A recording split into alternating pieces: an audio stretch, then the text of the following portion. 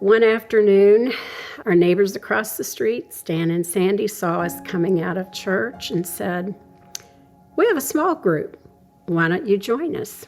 It was immediately a welcoming place to come, and it was also a wonderful, safe place for Greg to ask questions. He had lots of questions. Neither of us were really raised in a church where the Bible was studied.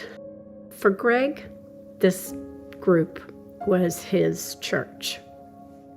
Greg and I went to Tampa, Florida to close my brother's house, who had recently passed away. And while we were in Florida, we all got COVID. And when I would pray for God to bring him home, I meant to my home.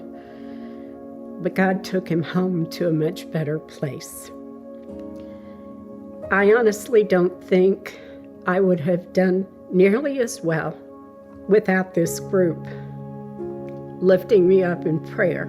I've heard that phrase my whole life, but I never knew what it meant to be lifted in prayer. I knew that Stan knew him better than anyone. So I asked Stan if he'd do something really hard and be the officiant at that celebration of life. And he agreed. I'm not a pastor. I've never done a funeral. I didn't know what to think, but it's just a neat connection to be able to have and to be able to be asked to do that.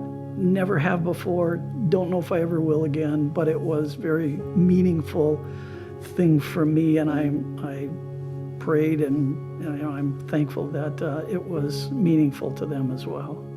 My relationship with the small group has probably grown even stronger, and I wasn't sure initially when I dialed in for that first Zoom call alone how I would feel.